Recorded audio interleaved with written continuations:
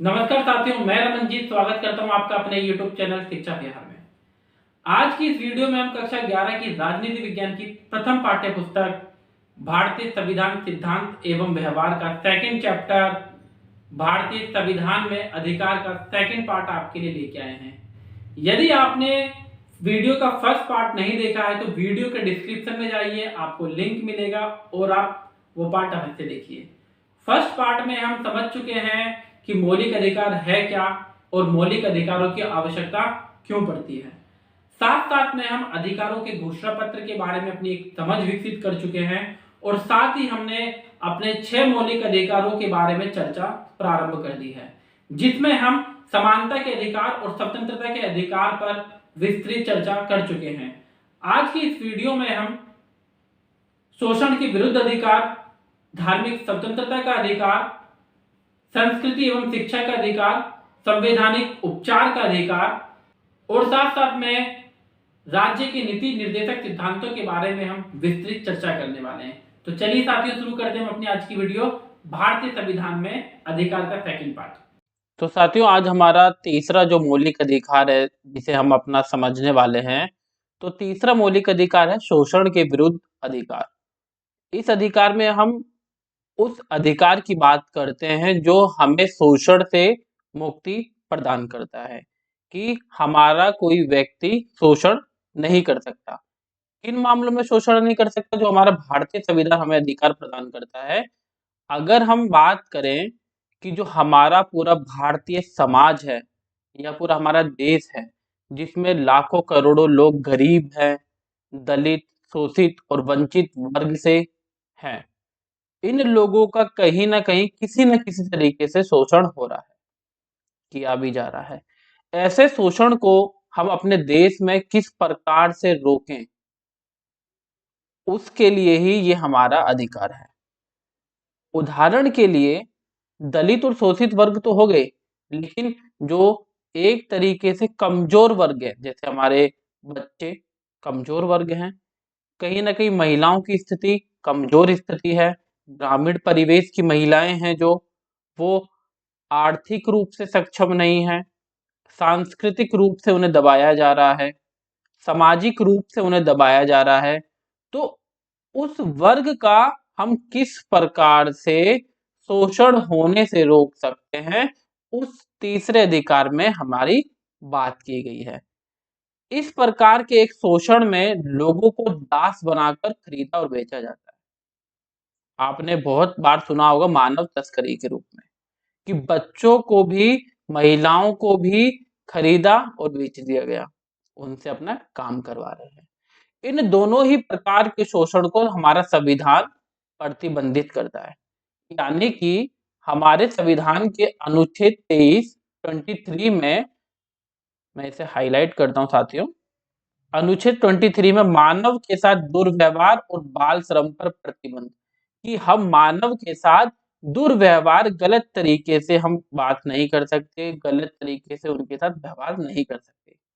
और बाल श्रम पर भी प्रतिबंध करता है, कि हम बच्चों से काम नहीं करवा सकते।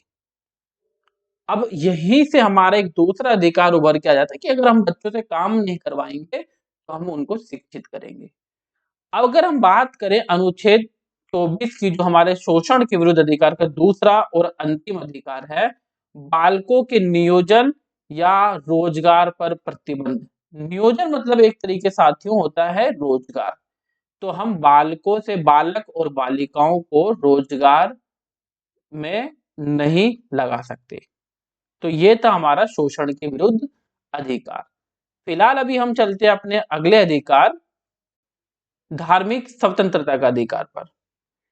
देखिए साथियों, इस अधिकार को समझने से पहले हम थोड़ी सी चर्चा कर लेते हैं 1 से 2 मिनट की, कि हम भारत के लोग हैं और भारत में हर एक धर्म, हर एक संप्रदाय के लोग रह रहे हैं। हिंदू हैं, मुस्लिम हैं, सिख है, ईसाई है, पारसी लोग हैं, अलग अलग धर्म के, अलग अलग धर्म में भी अलग अलग संप्रदाय के लोग रह रहे हैं। जब आजादी का, स्वतंत्रता संग्राम का हमारा संघर्ष चल रहा था, तो हमारा इतिहास था कि अगर हम लोगों को धार्मिक आजादी नहीं देंगे, तो कहीं ना कहीं उनके मन में विद्वेष या फिर एक तरीके से अजीब सा माहौल पैदा हो सकता है कि ये मेरे साथ ठीक नहीं हो रहा है। तो वो क्या करेंगे कि वो बात करेंगे कि भाई हम इस देश से निकल जाते हैं, दूसरे देश की डिमांड करने लगते हैं। तो पाकिस्तान भी कहीं ना कहीं इसी मनोभावना से उभर कर निकल के आया था। हालांकि पाकिस्तान जब भारत से अलग हुआ तो वो अपना एक इस्लामिक कंट्री बन गया। भारत के पास भी ऑप्शन था कि वो हिंदू राष्ट्र बन सकता था, लेकिन हमने उस नीति को फॉलो नहीं करा। हमारे संविधान निर्माताओं ने उस नीति को फॉलो नहीं किया, क्योंकि हम विविधता में एकता की बात करते हैं, अनेकता में एकता की बात करते हैं, एक में एकता की बात नहीं करते। मतलब कि हम सभी अलग अलग धर्म, अलग अलग जाति, अलग अलग वर्ग से भले ही हैं, लेकिन हम हमारी एक पहचान है, वो है भारतीय की। तो यहाँ पर आप सभी को आजादी है, आप अपना कोई भी विचार रख सकते हैं, बना सकते हैं। तो वही एक अधिकार है, धार्मिक स्वतंत्रता का अधिकार। कहीं ना कहीं आप किसी भी धर्म को फॉलो कर सकते हैं, किसी भी मत को आप फॉलो कर सकते हैं। ये भारतीय संविधान हमें ये अधिकार देता है, लेकिन कुछ बंदिशें भी लगाता है। देखते हैं क्या है, लेकिन पहले हम देखते हैं धार्मिक स्वतंत्रता का अधिकार। लोकतंत्र में अपनी इच्छा के अनुसार धर्म का पालन करने की स्वतंत्रता को हमेशा एक बुनियादी और बहुत जरूरी सिद्धांत के रूप में स्वीकार किया जाता है कि हर एक व्यक्ति को अपने धर्म के पालन करने की आजादी हो, स्वतंत्रता हो। इस स्वतंत्रता को लोकतंत्र का प्रतीक माना जाता है। क्यों? क्योंकि आप लोगों के विश्वास की, उनके सोच की रिस्पेक्ट कर रहे हो। तो इसमें हमारे 25 से लेके 28 अनुच्छेद हैं, 4 अनुच्छेद हैं। अनुच्छेद 25 हमें बताता है कि किसी भी धर्म को स्वीकार करने और उसे मानने, आचरण करने और प्रचार करने की स्वतंत्रता है। कि आप किसी भी धर्म को स्वीकार कर सकते हो, उसे मान सकते हो, उसके जो व्यवहार हैं उसको स्वीकार कर सकते हो, जो भी उसकी आस्था के प्रतीक हैं, और साथ साथ में उसका एडवर्टाइजमेंट, प्रचार, मार्केटिंग आप कर सकते हो। आपको इस चीज की आजादी है। यही तो कारण है, अगर आप अपना टीवी चलाएंगे तो आपको बहुत सारे चैनल दिख जाएंगे जिसमें बाबा लोग अपने प्रवचन दे रहे हैं। आप इंस्टा चलाएंगे, वहां पे भी आपको वो प्रवचन दिख जाएंगे। रील्स में भी आपको वो प्रवचन दिख जाएंगे। क्यों? क्यों?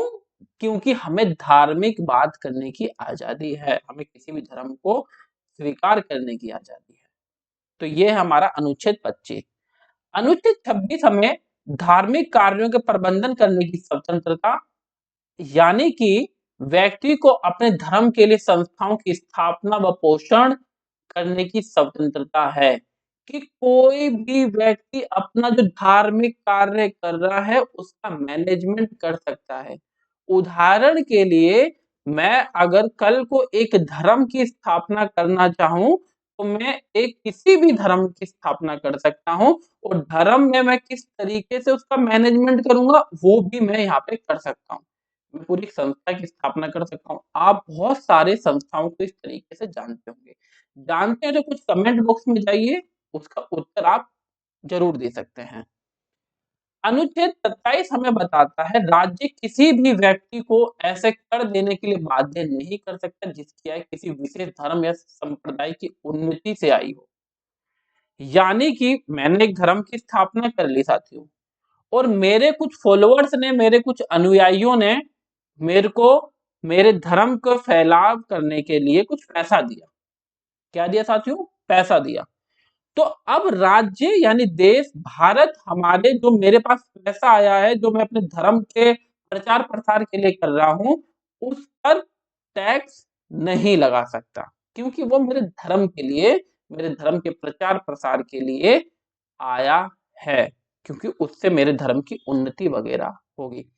यही कारण है कि हम इसको एक विश्वास के प्रतीक के रूप में भी देख सकते हैं, बल्कि एक काला धन के रूप में भी देख सकते हैं कि लोग अपने काले धन को किस प्रकार से सफेद धन में बदल रहे हैं।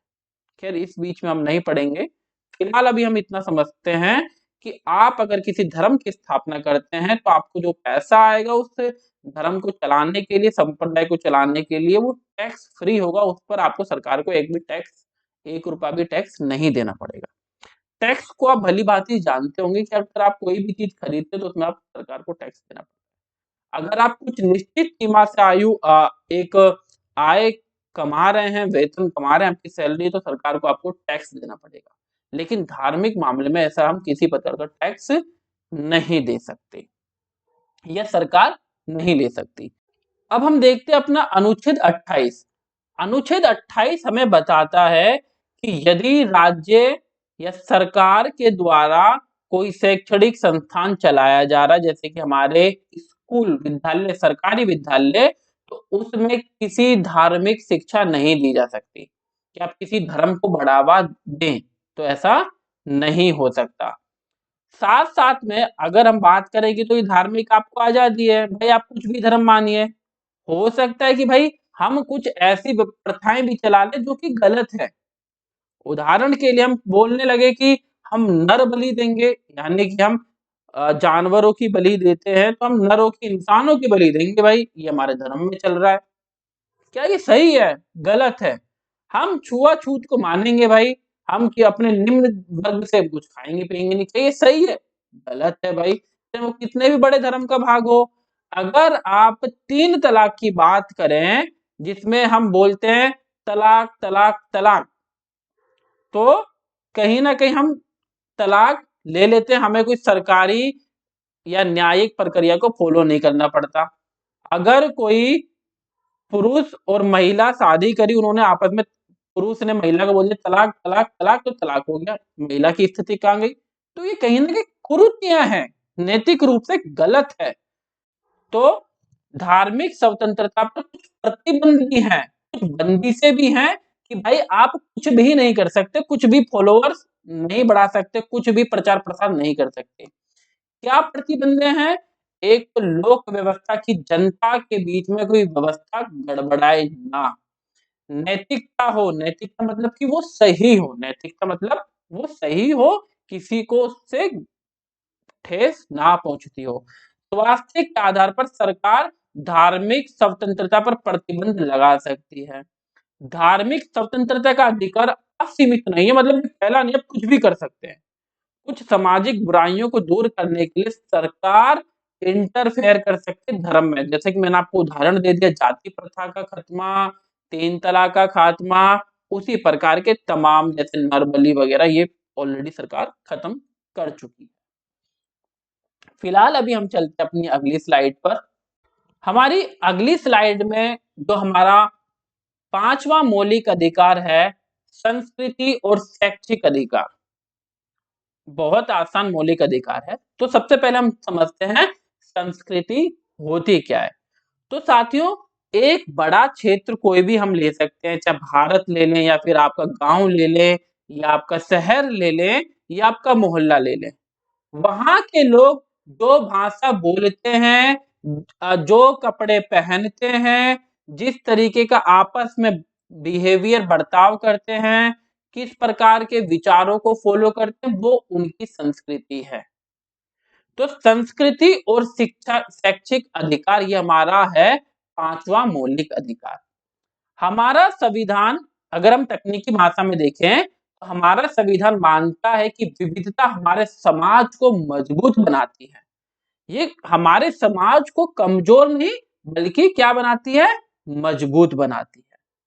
यानी कि अगर कोई दूसरी भाषा, अगर हमारे देश में अलग अलग भाषा वाले लोग हैं, अलग अलग सोच विचार वाले लोग हैं, तो वो हमारे देश की कमजोरी नहीं, मजबूती है। इसलिए अल्पसंख्यकों को अपनी संस्कृति को बनाए रखने का भी अधिकार है। अब आप सोचिए कि हम पूरे भारत में रह रहे हैं, यहाँ पे करोड़ों की संख्या में लोग रह रहे हैं। आप उदाहरण के लिए ले लीजिए कि हमारे देश की जनसंख्या 100 करोड़ है, उसमें से 50 करोड़ जो है वो अलग भाषा को बोलते हैं, और उस फिर दूसरे जो है 25 करोड़ वो अलग भाषा को बोलते हैं, फिर बाद में उसी तरीके से 10 लाख, 1 करोड़, इस तरीके से अलग अलग भाषा को बोलते हैं। अब आप कहेंगे कि भाई जो 50 करोड़ की जो जनसंख्या है वो दूसरे भाषा समूह पर प्रतिबंध लगा सकती है, उन पर दबदबा कर सकती है। क्यों? क्योंकि वो अल्पसंख्यक है। अल्पसंख्यक मतलब अल्प मतलब कम, संख्यक मतलब संख्या, कि उनकी संख्या कम है। तो इसीलिए सरकार उन अल्पसंख्यकों को जिनकी संख्या कम है, उनको अपनी संस्कृति को, अपनी भाषा को, अपने सभी चीज को बनाए रखने का एक अधिकार देती है। अगर हम इसका उदाहरण लें तो हम ये नहीं कह सकते कि भाई हिंदुओं की संख्या ज्यादा है, मुस्लिमों की संख्या कम है, ईसाइयों की संख्या कम है। ये भी अल्पसंख्यक का एक कैटेगरी हो सकता है, लेकिन संस्कृति के आधार पर भी, आदिवासी संस्कृति के आधार पर भी, मेरे को नाम नहीं मालूम, आदिवासी संस्कृति में बहुत सारी संस्कृतियां हैं और बहुत ही खूबसूरत संस्कृतियां हैं। तो उस आधार पर भी हम अल्पसंख्यक मान सकते हैं। एक उदाहरण आप और ले सकते हैं अपनी कक्षा का, कि आपकी कक्षा अगर हम देखते हैं तो उसमें अलग-अलग वर्ग से लोग होंगे, अलग-अलग वर्ग के विद्यार्थी होंगे, कोई अमीर होंगे, कोई गरीब होंगे, कोई हिंदी भाषा बोलते होंगे, कोई दूसरी भाषा बोलते होंगे, कोई किसी और जाति से होंगे, किसी धर्म से होंगे। तो कहीं न कहीं अगर कोई आपकी क्लास के हित में कोई फैसला लेना है, तो ज़रूरी है कि वो हर एक बच्चे से उसका सुझाव पूछा जाए कि आपकी राय क्या है? तो यही है अल्पसंख्यकों की संस्कृति का शैक्षिक अधिकार। अब बात कि अल्पसंख्यक क्या है? पेपर में नॉर्मली क्वेश्चन पूछ लेता है, लेकिन मेरा एग्जाम के पर्सपेक्टिव से नहीं, पूरा आप आम दैनिक जीवन के पर्सपेक्टिव से आपको बताऊं, तो अल्पसंख्यक वह समूह है जिसकी भाषा या धर्म होता है और देश के किसी एक भाग या पूरे देश में संख्या के आधार पर अन्य समूह से छोटा होता है। ऐसे अल्पसंख्यकों को अपनी भाषा, अपनी लिपि, संस्कृति को सुरक्षित और विकसित करने का अधिकार है। तो हमारे 2 अधिकार है अनुच्छेद 29 में, अल्पसंख्यक वर्गों के हितों का संरक्षण, कि उनके हितों का संरक्षण किया जाए, उनकी रक्षा की जाए, अगर उनको कोई समस्या है तो उनको सुना जाए। अनुच्छेद 30 शिक्षा संस्थानों की स्थापना, प्रशासन करने का अल्पसंख्यक वर्गों का अधिकार, कि अगर कोई अल्पसंख्यक या कम संख्या के वर्ग से कोई समाज है तो वो अपनी शिक्षा संस्थानों की स्थापना कर सकता है, कॉलेजेस की स्थापना कर सकता है, हॉस्पिटल्स की स्थापना कर सकता है, किसी भी चीज की वो स्थापना कर सकता है और उनका प्रशासन, उनका मैनेजमेंट वो कर सकता है। फिलहाल अभी हम चलते हैं अपने अगले मौलिक अधिकार की तरफ। हमारा छठा मौलिक अधिकार है संवैधानिक उपचार का अधिकार। बहुत ही ज्यादा महत्वपूर्ण अधिकार है। अगर हम बात करें अपने सभी मौलिक अधिकारों में से, तो उसमें अगर हम बात करेंगे कि जो सबकी जान है, पूरे संविधान की जो आत्मा है, वो है हमारा संवैधानिक उपचार का अधिकार। कैसे? आप सोचिए कि मैंने आपको 5 अधिकार दे दिए, समानता का अधिकार, स्वतंत्रता का अधिकार, सारे अधिकार दे दिए। लेकिन अगर आपके अधिकारों का हनन होता है और मैंने आपको वो सॉल्यूशन नहीं दिया कि आपको अधिकारों का हनन होता है, तो आप कहाँ जाएँगे? अगर सोच लीजिए आपके साथ जाति के आधार पर भेदभाव हो रहा है, आपके आस-पास इर्द-गिर्द किसी बच्चे को काम में लगाया जा रहा है, तो आप कहाँ जाएँगे? सॉल्यूशन ही नहीं है। तो इसीलिए हमारे देश के संविधान निर्माताओं ने एक छठा मौलिक अधिकार हमें प्रदान किया, संवैधानिक उपचार का अधिकार। उपचार मतलब ट्रीटमेंट। अगर कोई कमी हो गई है तो आप उसे ठीक कर सकते हैं। ऐसा कोई तरीका अवश्य होना चाहिए जिससे कि मौलिक अधिकारों को प्रैक्टिकल लाइफ में लाया जा सके। हमने शुरुआत में 2 केस स्टडी पढ़ी थी।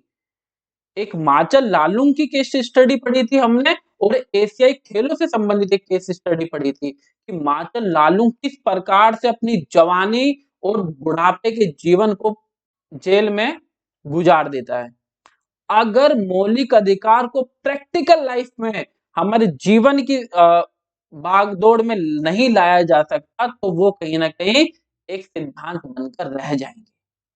और उल्लंघन होने पर अधिकारों की रक्षा नहीं हो पाएगी। तो आवश्यक है ऐसा तरीका अवश्य हो जो कि मौलिक अधिकार को प्रैक्टिकल लाइफ में हम ला पाएँ और यदि हमारे मौलिक अधिकारों का उल्लंघन हो रहा है तो मौलिक अधिकारों की रक्षा कर सके। और वही एक साधन है हमारा साथियों संवैधानिक उपचार का अधिकार। Doctor B are Ambedkar ji ने इस अधिकार को संविधान का हृदय और आत्मा की संज्ञा दी है। समझ लीजिए, बांध लीजिए इसे। पेपर में नॉर्मली 1 नंबर का क्वेश्चन पूछ सकता है। परीक्षा के दृष्टिकोण से भी इंपॉर्टेंट है, लेकिन हमारे जीवन के दृष्टिकोण से भी ये इंपॉर्टेंट है। इसके अंतर्गत, इस मौलिक अधिकार के अंतर्गत हर नागरिक को यह अधिकार प्राप्त होता है कि वह अपने मौलिक अधिकारों के उल्लंघन की स्थिति में, अगर उस नागरिक के मौलिक अधिकारों का उल्लंघन होता है तो वो सीधे हाई कोर्ट या सुप्रीम कोर्ट, हाई कोर्ट मतलब उच्च न्यायालय, सुप्रीम कोर्ट मतलब सर्वोच्च न्यायालय में जा सकता है और वहां पे रिक्वेस्ट कर सकता है, अपील कर सकता है कि मेरे मौलिक अधिकारों का उल्लंघन हुआ है और मेरे को इसका मुआवजा प्रदान किया जाए या मेरे हित में काम किया जाए। तो इस स्थिति में यदि हमारे मौलिक अधिकारों का उल्लंघन होता है, हनन होता है या मौलिक अधिकार हमारे छीने जाते हैं, समानता का अधिकार हमसे छीना जाता है, धार्मिक स्वतंत्रता का अधिकार हमसे छीना जाता है, तो हम कोर्ट में, न्यायालय में जाकर रिक्वेस्ट कर सकते हैं और न्यायालय उस स्थिति में 5 प्रकार के आदेश जारी कर सकता है, जिसे रिट कहा जाता है। तो रिट बहुत इंपॉर्टेंट है। विस्तृत रूप से हम न्यायालय की कार्यप्रणाली क्या है, हम आने वाले अध्याय में हम पढ़ेंगे, उसे समझेंगे भी, लेकिन हम मौलिक अधिकारों के संदर्भ में हम यहाँ पे समझने वाले हैं कि रिट कौन-कौन सी होती है। तो साथियों, जो हमारी रिट है, जब हमारे मौलिक अधिकारों का हनन होता है, देखिए रटना मत साथियों, समझ में नहीं आ रहा कमेंट सेक्शन में जाइए, बताइए, दोबारा से वीडियो बना लेंगे। तो जब हमारे मौलिक अधिकारों का हनन हो रहा है और हम न्यायालय गए, न्यायालय ने क्या निकाला कि 4-5 प्रकार के रिट निकाल दिए, आदेश। रिट मतलब आदेश। एक है बंदी प्रत्यक्षीकरण, एक है परमादेश, प्रतिषेध लेख, उत्प्रेषण लेख और अधिकार परीक्षा लेख। 5 प्रकार के आदेश जारी करता है।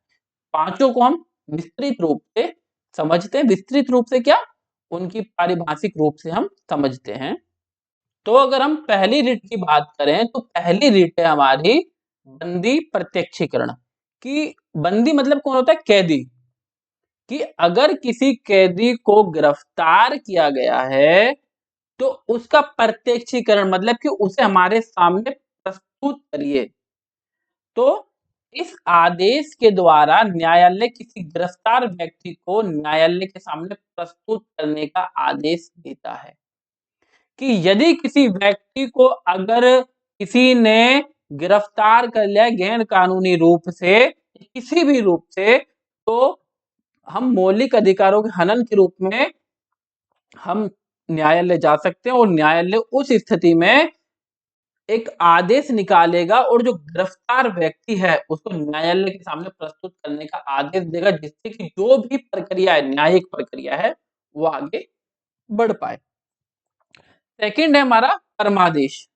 परमादेश ये आदेश तब जारी किया जाता है जब न्यायालय को लगता है कि कोई सार्वजनिक पदाधिकारी, गवर्नमेंट ऑफिशियल अपने कानूनी और संवैधानिक दायित्वों का पालन नहीं कर रहा और इससे व्यक्तियों का मौलिक अधिकार प्रभावित हो रहा है।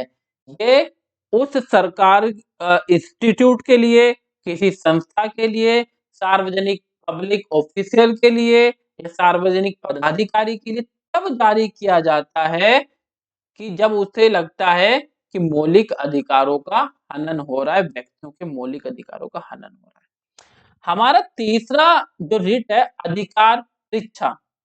अधिकार परीक्षा, परीक्षा मतलब पूछना कि भाई किस अधिकार से काम किया आपने। तो हम देखते हैं जब न्यायालय को लगता है कि कोई व्यक्ति ऐसे पद पर, कोई भी अधिकारी, कोई भी संस्था ऐसे पद पर नियुक्त हो गया है जिस पर उसका कोई कानूनी हक नहीं है, तब न्यायालय अधिकार परीक्षा आदेश द्वारा उस पद पर कार्य करने से रोकता है। किस अधिकार से आप काम कर रहे हो, तो वो वहां पे रोकता है। निषेध आदेश, निषेध मतलब रोकना, आदेश मतलब आदेश। निचली अदालत जब अपने अधिकार क्षेत्र का अतिक्रमण करके किसी मुकदमे की सुनवाई करती है, अगर जैसे कि अगर हम बात करें हमारी सुप्रीम कोर्ट है, फिर उससे थोड़ा नीचे हाई कोर्ट है, फिर हाई कोर्ट से नीचे अपना डिस्ट्रिक्ट कोर्ट आ जाती है, फिर हमारे अलग-अलग कोर्ट रहती हैं। तो अगर सर्वोच्च न्यायालय या हाई कोर्ट को लगता है कि कोई अदालत या न्यायालय अपने अधिकार क्षेत्र से बाहर निकल के किसी उसकी मुकदमे की सुनवाई कर रहा है, तो ऊपरी अदालत उसे ऐसा करने से रोकती है और निषेध आदेश जारी करती है। अब है पांचवा, उत्प्रेषण रिट। जब कोई निचली अदालत या अधिकारी बिना अधिकार के कोई कार्य करता है, जब कोई निचली अदालत या कोई अधिकारी बिना किसी अधिकार के कार्य करता है, तो न्यायालय उसके समक्ष विचाराधीन मामले को उससे उत्प्रेषण द्वारा ऊपरी अदालत या अधिकारी को हस्तांतरित करता है। कि कोई न्यायालय निचली न्यायालय हो गया या अधिकारी हो गया, अपने अधिकार क्षेत्र से अलग काम कर रहा है, तो न्यायालय क्या करता है, सर्वोच्च न्यायालय, हाई कोर्ट, कि उसे हायर अथॉरिटी के पास ट्रांसफर करता है कि अभी आपका तो ये हक नहीं है, आप नहीं कर सकते, हायर अथॉरिटी के पास ये हमारा मामला जाना चाहिए। तो ये हमारे 5 रिट थी, बहुत ही कॉम्प्लिकेटेड है। अगर आपको विस्तृत रूप से और जानना है तो हायर स्टडी में जान सकते हैं, गूगल आप कर सकते हैं, यूट्यूब पर अदर वीडियोस आप देख सकते हैं अगर स्पेशली किसी विशेष के बारे में जानना है। फिर भी अगर आपको कहीं नहीं मिल रहा, कमेंट सेक्शन में जा सकते हैं, हम वीडियो बनाने का प्रयास करेंगे साथियों और उत्तर देने का प्रयास करेंगे। फिलहाल अभी हम चलते हैं अपने अगले टॉपिक की तरफ। हमारा अगला टॉपिक है राज्य के नीति निर्देशक तत्व। तो यहां तक तो साथियों थे हमारे मौलिक अधिकार, कि भारतीय संविधान बतौर नागरिक हमें कुछ मौलिक अधिकार उपलब्ध करवा रहा है, कुछ मौलिक अधिकार, बेसिक अधिकार हमें उपलब्ध करा रहा है, जिससे कि हम बतौर नागरिक एक अच्छा जीवन यापन जी सकें। लेकिन क्या यही मौलिक अधिकार हमारे जीवन जीने के लिए आवश्यक है? नहीं।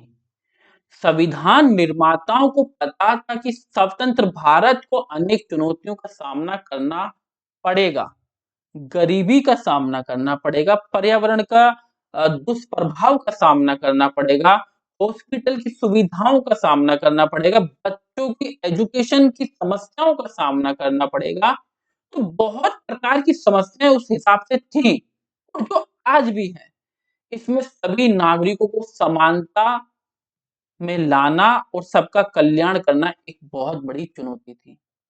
तो राज्य के नीति निर्देशक तत्व, इसे अगर हम थ्योरेटिकली समझ लें, मैं जब आपके कक्षा 11 में था तो मैं इसे रट रहा था, लेकिन जब मैं थोड़ा हायर स्टडी में गया, फिर मैंने इसे दोबारा इसे पढ़ा तो मुझको समझ में आया इसके शब्द से ही, कि राज्य के नीति निर्देशक तत्व की मतलब, कि नीति मतलब पॉलिसी, निर्देशक मतलब उसे डायरेक्ट करने वाला। जैसे फिल्म अगर हम बात करते हैं, फिल्म बन रही है, तो फिल्म में एक व्यक्ति होता है जिसे हम बोलते हैं डायरेक्टर। वो बताते हैं कि आप इस फिल्म को इस तरीके से बनाइए या इस एक्टिंग को ऐसे करिए, गाना ऐसे चलाइए, वैसे चलाइए। तो वो पूरी तरीके से डायरेक्ट करता है, निर्देशित करता है। तो राज्य को उसकी नीति चलाने के लिए, उसका शासन चलाने के लिए कुछ तत्व, कुछ पॉलिसीज, कुछ योजनाएं डायरेक्ट की गई है, निर्देशित की गई है। तो वही है राज्य के नीति निर्देशक तत्व, कि आप भाई अपना शासन चलाते वक्त इन चीजों को फॉलो करिए। तो साथियों फिर अभी हमने उसी से हमारा एक कॉन्सेप्ट निकल के आता है कि हम सिर्फ मौलिक अधिकारों तक ही सीमित नहीं हो सकते, बल्कि हमें दूसरे अधिकारों का भी फैलाव करना पड़ेगा। भारतीय संविधान सभा के लोगों ने यह भी सोचा था कि इन समस्याओं के हल करने के लिए कुछ नीतिगत निर्देश जरूरी हैं, जिनकी हमें पॉलिसी बनानी है। लेकिन इसके लिए साथ ही वे इन नीतियों को भावी सरकार के लिए बाध्यकारी नहीं बनाना चाहते, कि भाई आपको ये करना ही करना है। वो सरकार को कुछ निर्देश तो दे रहे थे, संविधान सभा राज्य की नीति निर्देशक तत्वों के माध्यम से कुछ निर्देश तो दे रही थी, लेकिन वो बाध्य नहीं करना चाहती कि भाई आपको ये करना ही करना है। अब क्या करना वो समझेंगे थोड़ा आगे जाके, लेकिन इतना समझते कि निर्देश दे रही थी और वो बाध्य नहीं करना चाहती थी। संविधान में कुछ निर्देशक तत्वों का समावेश तो किया गया। मैं उदाहरण के लिए भी आपको समझा भी देता हूँ, जैसे एक दो निर्देशक तत्व कि मिड डे मील की योजना, गरीब छात्र छात्राओं के लिए मुआवजे की योजना इत्यादि हम देख सकते हैं, वजीफे की योजना। तो संविधान में कुछ निर्देशक तत्वों को शामिल तो किया गया, लेकिन उन्हें न्यायालय के माध्यम से लागू करवाने की व्यवस्था नहीं की गई। कि मौलिक अधिकारों के मामले में अगर हमारे अधिकारों का उल्लंघन होता है, अगर तो वही राज्य के नीति निर्देशक तत्व के अनुसार अगर सरकार हमें कुछ चीजें उपलब्ध नहीं करवा पा रही, तो हम न्यायालय में जाके नहीं बोल सकते कि भाई सरकार ये चीज हमें उपलब्ध नहीं कर पा रही। वो सरकार के ऊपर है कि भाई आप इन नीतियों को, इन निर्देशों का पालन करें। अब फिर आप बोलेंगे कि भाई सरकार तो करेगी नहीं, लेकिन साथियों इलेक्शन 5 साल में दोबारा आते हैं और सरकार को हर एक तबके से वोट मांगने जाना पड़ता है कि माता जी हमें वोट दीजिए, हमने आपके लिए पेंशन की योजना लाई है। अब बताइए पेंशन माता जी की जो 60 साल से उम्र से ज्यादा हो चुकी है उनके लिए पेंशन नहीं होगी, तो वो वोट मांग पाएंगे क्या उससे? 18 साल के बच्चों से अगर सरकार के नुमाइंदे नेता वोट मांगने जा रहे हैं, किस मुंह से मांगने जाएंगे वोट? वो बोलेंगे कि हमने आपको शैक्षणिक या शिक्षा व्यवस्था उपलब्ध करवाई थी, इसलिए भाई साहब हमें वोट दे दीजिए। ऐसे ही करेंगे तो फिर जनता देगी भी। तो ये सारी चीजें थी कि भाई हम इस तरीके से राज्य के नीति निर्देशक तत्वों को हम फॉलो कर सकते हैं। संविधान निर्माताओं का मानना था कि इन निर्देशक तत्वों के पीछे कोई नैतिक शक्ति है, नैतिक अच्छी शक्ति है। वह सरकार को बाध्य करेगी कि राज्य सरकार नीति निर्देशक तत्वों को गंभीरता से ले। इसीलिए तो अगर हम बात करें, दिल्ली में 200 यूनिट बिजली फ्री है। अभी हाल फिलहाल में राजस्थान में सरकार ने 100 यूनिट फ्री की घोषणा करी है। पहले 50 यूनिट फ्री थी, अब 100 यूनिट की घोषणा कर दी। और अपनी राजकीय बसों में, रोडवेज बसों में 50% महिलाओं को जो यात्रा का जो फीस देनी पड़ती थी उसके 50% की कटौती कर दी है। तो ये योजनाएं कहीं ना कहीं हमें बता रही हैं कि सरकार पर एक नैतिक दबाव डाल रही है। इसलिए आवश्यक है जितना नागरिक जागरूक होगा उसे उतने अधिकारों की प्राप्ति होगी। इसके अलावा वह ऐसा भी समझते थे कौन संविधान निर्माता कि जनता उन्हें लागू करवाने की जिम्मेदारी भावी सरकार पर डालेगी। वो मांग करेगी, वो डिमांड करेगी हमें ये चाहिए ही चाहिए। फिलहाल अभी हम देखते हैं साथियों कि हमारे नीति निर्देशक तत्व हैं कौन कौन से। तो नीति निर्देशक तत्वों को हमने जाना क्या है। अभी हम देखते हैं कि वो क्या है, इनका उद्देश्य क्या है। नीति निर्देशक तत्वों का मोटा मोटी हम चर्चा कर चुके हैं, लेकिन पॉइंट्स हम देख सकते हैं कि वह लक्ष्य और उद्देश्य जो एक समाज के रूप में हमें स्वीकार करने चाहिए। कि नीति निर्देशक तत्व वह लक्ष्य हैं और उद्देश्य हैं जो एक समाज के रूप में हमें स्वीकार करने चाहिए कि भाई ये आप चीजें फॉलो करिए। वह अधिकार जो नागरिकों को मौलिक अधिकारों के अलावा मिलने चाहिए। मौलिक अधिकार मिल रहे हैं, ठीक है, मौलिक अधिकार मिल रहे हैं, लेकिन हमें दूसरे अधिकार भी मिलने चाहिए। वह नीतियां जो सरकार को स्वीकार करनी चाहिए कि भाई आप नागरिकों के लिए कुछ करिए अलग से। समय समय पर सरकार ने कुछ नीति निर्देशक तत्वों को लागू करने का प्रयास किया है। जानना चाहते होंगे आप कि कौन से नीति निर्देशक तत्व। उदाहरण के लिए साथियों अनेक जमींदारी उन्मूलन कानून। पहले क्या था, जमींदारी व्यवस्था थी कि जमींदार के पास कुछ जमीनें होती थी, उस पे दासों से काम करवाते थे। उस व्यवस्था को खत्म किया। बैंकों का राष्ट्रीयकरण। बैंक पहले सिर्फ शहरों में, प्राइवेट अपने बड़े बड़े शहरों में थी और बैंकों के राष्ट्रीयकरण के पश्चात वो एक एक गांव में पहुंची। फैक्ट्री अधिनियम, मजदूरों को कौन से अधिकार प्राप्त हैं उसकी व्यवस्था की गई। न्यूनतम मजदूरी निर्धारण कि एक नागरिक को मिनिमम कितनी मजदूरी मिल सकती है, वो यहाँ पे प्राप्त है। अनुसूचित जाति और जनजाति वर्ग के लिए उन्नयन के लिए आरक्षण व्यवस्था, जैसे कि एससी, एसटी, ओबीसी और फिर अपने दिव्यांगजन हो गए, महिलाएं हो गई, उनका आरक्षण की व्यवस्था।